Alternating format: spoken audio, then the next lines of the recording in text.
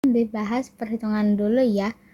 Diketahuinya asam nitrat pekat konsentrasinya 55%, Bj-nya 1,2. Lalu akan dibuat yang encernya ada 0,3 normal sebanyak 2 liter. Pertama kita rubah persen nitrat pekatnya ke N. Pakai rumus ini. Persen kali Bj kali 10 per 63. Masukin angkanya akan menghasilkan hasil kali 1,2 per 10,48 N. Lalu yang encernya itu kan 0,3 N. Encer itu 0,3 N banyak 2 liter. Berarti vici versa kan untuk menjawab yang A. Yang akan ditanyanya berapa mili HNO3 yang dibutuhkan. Ini pekat, P ini encer. Berarti V1 dikali 10,48 sama dengan 2 dikali 0,3. V1 sama dengan 2 kali 0,3 per 10,48 sama dengan 0,0573 mili. Nah ini jawabannya A. Ini A. Lalu yang B ditanyanya adalah berapa molar konsentrasi NO3 hasil pengenceran. Berarti M encer. M encer kita pakai rumus yang N per valensi. Berarti N-nya kan dia 0,3. Valensi HNO3 1 ya. Lihat ini HN apa sih nulisnya? HNO3 nih. Jumlahnya kan 1. Berarti dia valensinya 1. Berarti ini 0,3 M. Ini yang B. Lalu yang C ditanya apa tuh? Yang C ditanya berapa N konsentrasi ion, yang D sekalian aja konsentrasi ion H+ dan NO3- dalam encer. Lalu E dan F adalah M-nya, molarnya. Kita cari dulu. Ya ampun.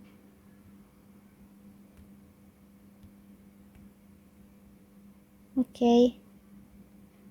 Cara mencarinya kita reaksiin, maksudnya diuraikan dulu menjadi H+ plus NO3-. Ini di N-nya, ini N, ini M. Lah 0,3. Kalau normalitas, itu normalitas ion akan sama N ion sama dengan N senyawa. Ya, berarti dia N ini 0,3 juga, lalu ini 0,3 juga. Kalau M ion adalah dipengaruhi oleh coF. Tapi karena ini coF-nya 1 semua, jadi sama juga M-nya. Yay. Lalu yang F adalah persen HNO3 yang encer dan ppm-nya. Persen encer itu pakai rumus N kali BST per 10 kali BJ dengan 0,3 dikali 63 per 10. BJ-nya nggak diketahui ya, karena dia encer, nggak pakai yang 1,2, karena yang 1, di awal itu punya HNO3 yang pekat, berarti dia 1 ya. Dihitung menghasilkan 1,89%. Yeay, jelek banget dengan 1,89%. Nah, mencari ppm-nya, ppm encer itu persen dikali 10 pangkat 4 berarti 1,89 dikali 10 pangkat 4 sama dengan 1. Ini sama aja kayak seperti ini, sama aja kayak gini kali 10 pangkat 4 berarti 18900 ppm. Yay, ini udah ini konsentrasi ion dan ppm ion. Konsentrasi H+ itu pakai FK, dimana FK-nya yang atas adalah AR ion per MR nya. AR ion berarti H per HNO3 kali persen HNO3, 1/63 kali berapa tuh tadi persen encer 1,89 persen menghasilkan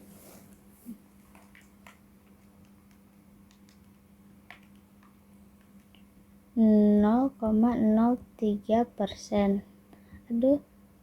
3%.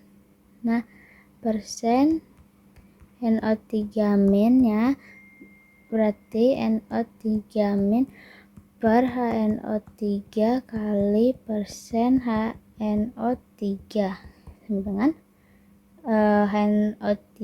NO3- berarti 14 tambah 48 62 per 63 kali 1,89% akan menghasilkan hasil 1,86%. Nah, ppm ion itu bisa aja pakai rumus yang FK kali ppm senyawa. Tapi ini karena kita udah mengetahui persennya, ya udah tinggal dikali 10/4. Tapi biar banyak karena ini esai, jadi kita pakai FK lagi. H per HNO3 kali ppm HNO3 sama dengan 1/63 kali ppm nya tadi 18900. 18900 kan menghasilkan hasil 300 ppm. ppm NO3 sama dengan NO3 per HNO3 kali ppm HNO3 sama dengan 62/63 kali 18900. 263 18900 adalah 18600 ppm. Yay, nomor 1 udah selesai. Yang nomor 2 itu kan nomor 1 itu dari larutan pekat P ke encer. Kalau nomor 2 itu dari padatan dilarutin. Tapi kalau misalkan ditanya yang kayak gininya, caranya sama aja rumusnya.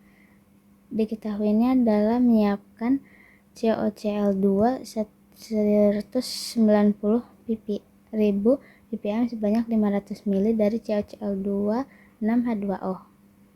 Oke, berarti COCl2 itu 90.000 500 ml dari COCl2 6H2O. Nah, rumusnya adalah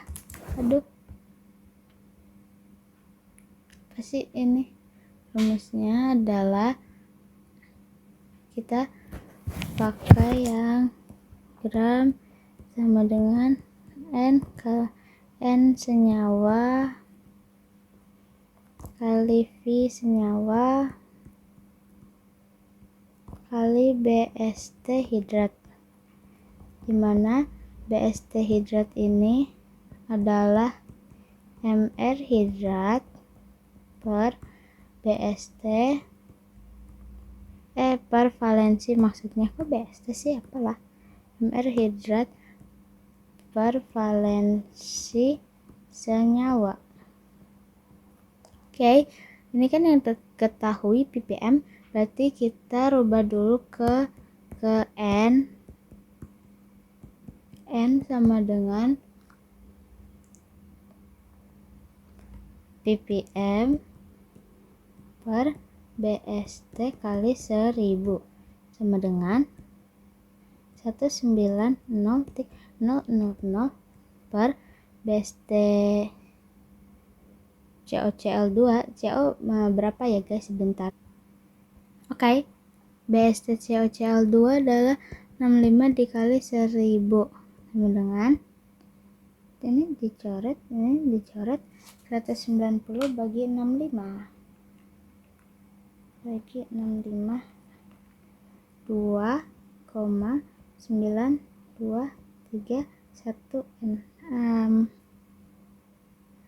di sini aja. No 2,9231 N. Nah, udah punya semuanya kan? Kita bisa masukin ke rumusnya. Gram sama dengan, masukkan N-nya yang ini, lalu volumenya 500 ml, tapi yang di sini adalah dalam liter.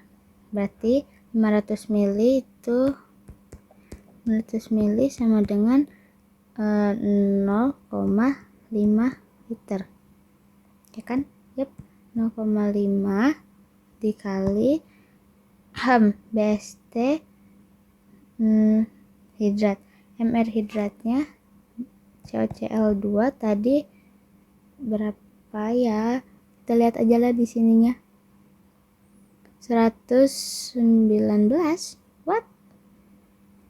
MR hidratnya ini adalah 238. Lalu 2-nya adalah valensi COCl2. Berarti jadinya 238 per 2 sama dengan 2,9231 dikali 0,5 dikali 119, 2,9231 kali 0,5 kali 119, 173,92 gram. Yeay. Teorinya ada uji kualitatif kation. Jenis pertamanya adalah uji mula untuk umum dan sampel berupa padatan kecuali uji nyala. Ada bagi dua lagi, ada yang menurut sifat fisika dan ada yang menurut sifat kimia. No.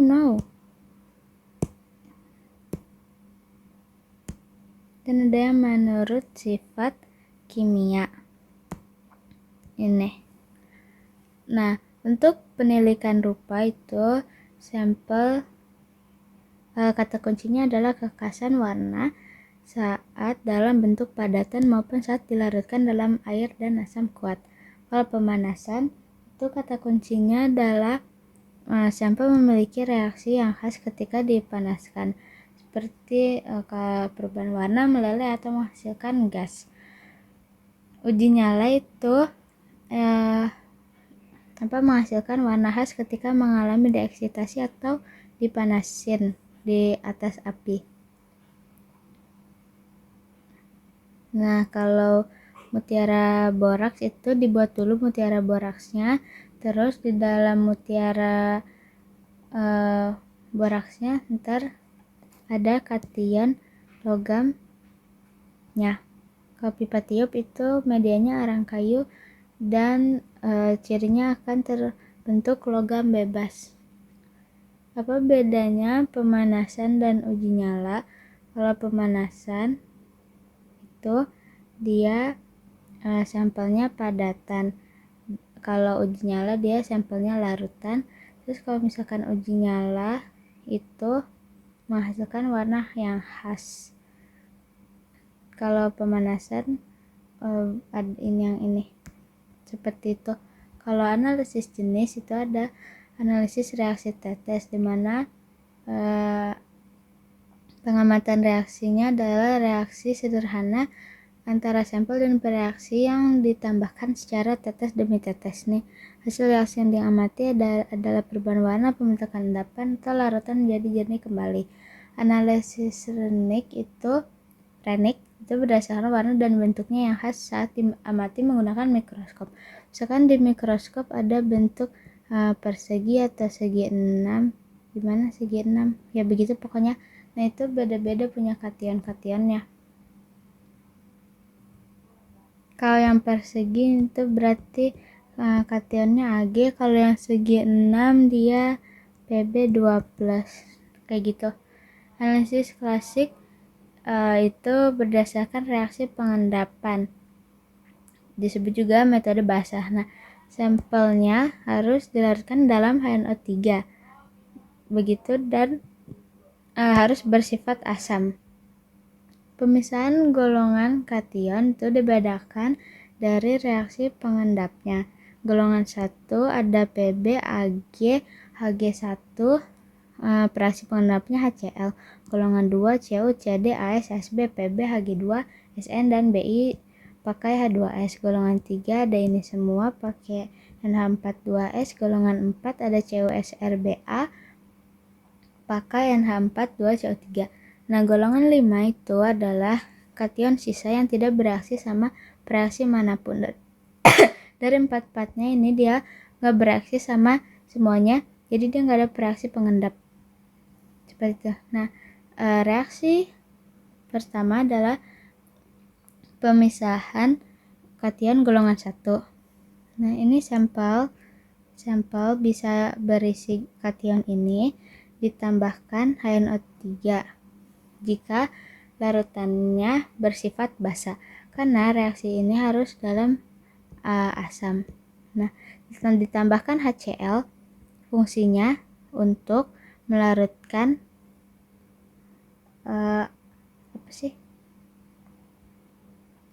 fungsi HCl mengendapkan kation golongan 1 dan sisanya jadi larutan. Larutan ini tetap harus diuji Pb. Untuk ini lihat di sini kan Pb bisa di golongan 1 atau golongan 2. Nah, makanya di sisa larutan ini harus dilakukan uji Pb juga dengan cara yang sama seperti di yang ini. Nah, endapan kation satunya sudah terbentuk karena tadi pakai HCl.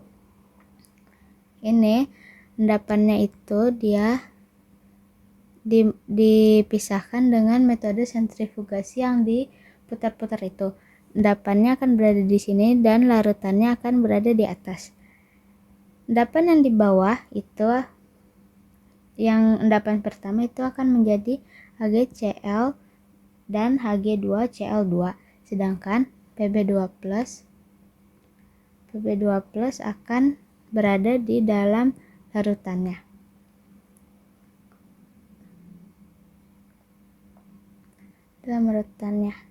Makanya kenapa bisa begitu? Karena ini endapannya ditambahkan tadi air panas. Air panas gunanya untuk melarutkan Pb. Jadi Pb-nya berada di dalam larutan. Setelah itu larutan yang berisi Pb2+ ditambahkan CH3COOH untuk mengatur suasana asam lagi, biar asam lagi. Dan K2CrO4 itu mengidentifikasi Pb dengan pembentukan endapan PbCrO4 yang berwarna kuning.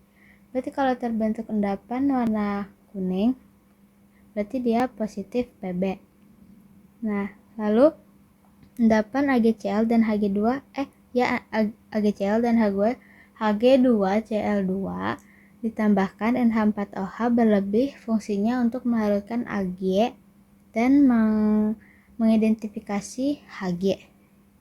Ini dia Ag NH32Cl sebagai larutan dan ini sebagai endapan. endapannya sebenarnya ini endapan yang ini tuh endapan HgNH2Cl itu berwarna putih dan endapan Hg0 itu berwarna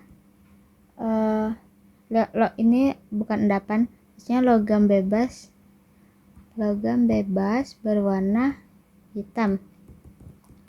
Hingga ketika mereka bersatu akan membentuk endapan yang berwarna abu-abu menandakan positif Hg. Nah, larutan ini dipisahinnya juga pakai sentrifugasi lagi.